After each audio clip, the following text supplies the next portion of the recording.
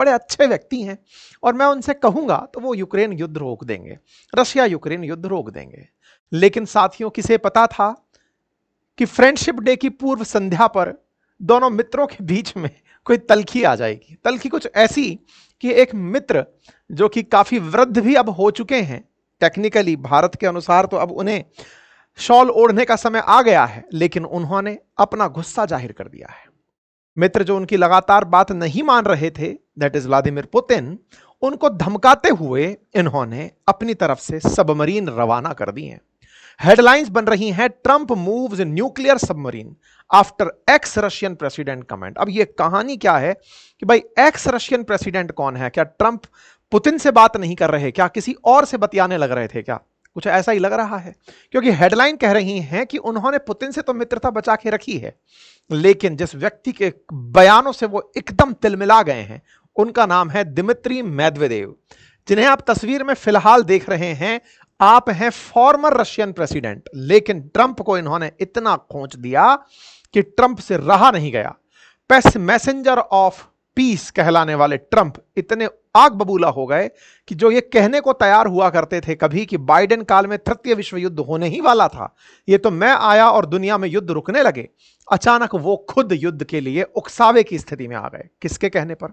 इन महाशय के कहने पर। कौन है ये भाई साहब? ये पुतिन के एकदम समझिए तो राइट हैंड है। अब कैसे राइट हैंड है, ऐसे समझिए, जब आप पाकिस्तान की बात करते हैं तो पाकिस्तान में आसिम मुनीर और शहबाज शरीफ दोनों को साथ लिए चलते हैं। ऐसे ही समझकर चलिएगा कि जब आप रूस की बात करें तो रूस के अंदर पुतिन और मेदवेदेव को भी आप एक साथ ही लेकर चल सकते हैं। अभी थोड़ी देर में बताएंगे कि इनके बीच की दोस्ती कितनी गहरी है, लेकिन ट्रंप के इस ट्वीट से इस गहराई को पहले समझ लीजिए। इनका कहना है कि बेस्ड ऑन हाईली प्रोवोकेटिव, आसान भाषा में उकसावे के कहे बयानों को ध्यान में रखते हुए, और वो किसके?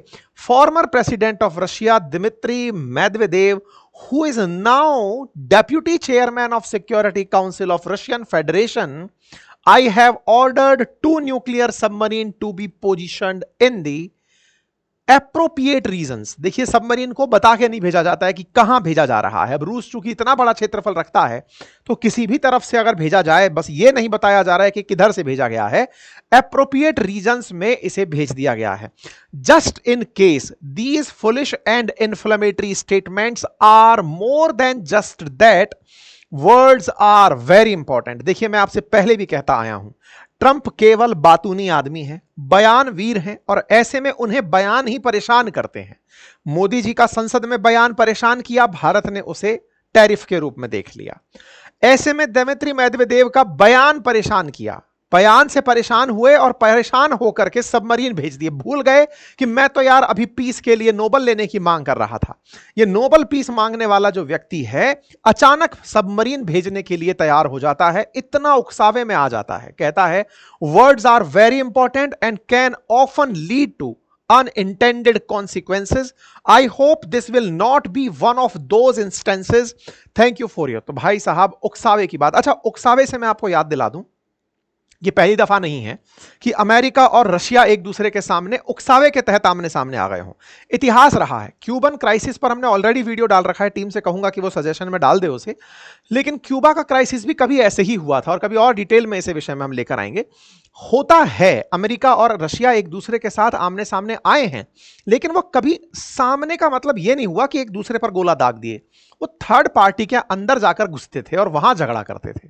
चाहे वो अफगानिस्तान का मामला हो, फिर चाहे कोरिया का मामला हो, दुनिया में जहां भी हो, चाहे भारत पाकिस्तान का मामला हो, दुश्मनी दोनों देशों के बीच में है, अमेरिका और पाकिस्तान की, अमेरिका और यूएसएसआर के, सोवियत रूस के इतिहास में। लेकिन उस दुश्मनी को आमने सामने कन्फ्रंट करके नहीं लाते ये लोग, थर्ड व्यक्ति के नाम पर आते थे। जैसे अभी रशिया यूक्रेन भी है, तो आपको लग रहा है कि रशिया यूक्रेन झगड़ा कर रहे हैं, असल में यूक्रेन के साथ अमेरिका खड़ा है। तो अमेरिका और रशिया एक दूसरे से झगड़ा कर रहे हैं। ये ऐतिहासिक रूप से शीत युद्ध के काल से अब तक चला आ रहा है। चूंकि शीत युद्ध सोवियत रूस और अमेरिका के बीच कहलाता था, सोवियत रूस 1991 के बाद रहा नहीं, वो टूट गया 15 देशों में, उनमें से केवल रूस बचा। तो जो सोवियत संघ से निकला रूस है, वो आज उसी लीगेसी को कंटिन्यू करके अमेरिका से झगड़ रहा है। तो ये जो झगड़ा है ना, ये लंबे समय से चला आ रहा है। पहली बार आप ये मान सकते हैं कि अमेरिका अपनी तरफ से डायरेक्ट रशिया को टारगेट करते हुए सबमरीन भेज दिया। ये छोटी खबर नहीं है, खबर में बड़ी गहराई है और ये बहुत बड़ी बात है। लेकिन अब आपको यह जानना होगा कि कौन है ऐसा व्यक्ति जिसके बयान से ट्रंप इतना आग बबूला हो गए। हर जगह जो आदमी पीस के लिए नोबल मांग रहा है, लेकिन वो आदमी एक व्यक्ति के बयान पर उबल कैसे सकता है? तो साहब इसका नाम है दिमित्री मेदवेदेव। कौन है ये?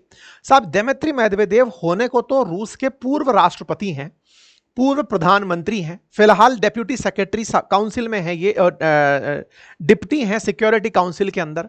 लेकिन कहा जाता है कि पुतिन और ये, मतलब ये बोल रहे हैं या ये बोल रहे हैं, बात एक ही है। दोनों एक दूसरे के साथ बहुत ज्यादा घनिष्ठता रखते हैं, इतनी घनिष्ठता कि पुतिन से मिलने वाले लोग इनसे मिले बिना रहते नहीं हैं। मैं कुछ तस्वीरें आपको दिखाता हूं। इनके साथ तो तस्वीरें आप देख ही रहे हैं। इन्होंने मतलब सत्ता ऐसे चलाई है जैसे पहले प्रधानमंत्री का पद रूस के अंदर प्रभावी होता था और उस समय पर इनको प्रधानमंत्री बनाकर रखा, लेकिन फिर पता चला कि नहीं, राष्ट्रपति के पद को प्रभावशाली बनाना है, तो इनको राष्ट्रपति बनाने में इनकी महत्वपूर्ण भूमिका थी। फिर पलटी मारा तो भाई हमारा आदमी प्रधानमंत्री होना चाहिए, तो इन्होंने कहा मैं प्रधानमंत्री बन जाऊंगा, आप राष्ट्रपति बन जाओ। जब तक राष्ट्रपति का पद कमजोर था, बोले मैं राष्ट्रपति बन जाता हूं, आप प्रधानमंत्री बन जाओ। रूस में ऐसा होता था कि 4-4 साल के लिए राष्ट्रपति हुआ करते थे। इन्होंने ही मतलब कहलवा करके इनके कहने पर 6-6 साल का कार्यकाल कर दिया। पहले होता था 2 ही बार तक व्यक्ति रह सकता है, अनलिमिटेड टाइम के लिए कर दिया। तो ये सारा काम करने में इन दोनों का एक दूसरे के साथ तगड़ा दोस्ताना है। अब उस दोस्ताने को आप तस्वीरों से समझ ही रहे हैं कि ये दोनों एक दूसरे के साथ अक्सर देखे जाते हैं। और अंतरराष्ट्रीय मंचों पर जब रूस के साथ कोई वार्ता हो रही हो तो प्रमुख नेताओं के साथ आप दिमित्री मेदवेदेव को ऐतिहासिक रूप से देखते आए होंगे, और नहीं तो मैं तस्वीरों में दिखा देता हूं। शी जिनपिंग के साथ आप दिखाई दे रहे हैं, आप मतलब ये वियतनाम के अंदर जो वियतनाम के राष्ट्राध्यक्ष हैं उनके साथ आप इन्हें देख रहे हैं। ऐसे ही ओबामा के साथ आप मेदवेदेव को लंच टेबल पर बैठे देख रहे हैं। मतलब एक तरह से आप ये समझिए कि ये बहुत सी जगह, प्रधानमंत्री नरेंद्र मोदी के साथ आप इन्हें देख सकते हैं।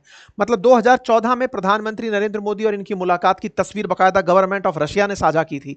मतलब ये वो व्यक्ति है जिसको रूस में बड़ी इज्जत, और मतलब एक तरह से कहा जाए तो ये वो व्यक्ति है जिसे पुतिन के बाद अगर रूस में कोई पहचाना जाता है तो वो ये है। ठीक है, मतलब ग्लोबली जिसको रिकॉग्नाइज किया जाता है। आप में से कुछ लोग कहेंगे कि नहीं सर, उनके विदेश मंत्री हैं। विदेश मंत्री आधिकारिक पद पर विदेश मंत्री हैं, सरगेई लेवरोव जो हैं, लेकिन उसके अलावा इन्हें जिस तरह से माना जाता है, कहा जाता है पुतिन के समकक्ष हैं ये।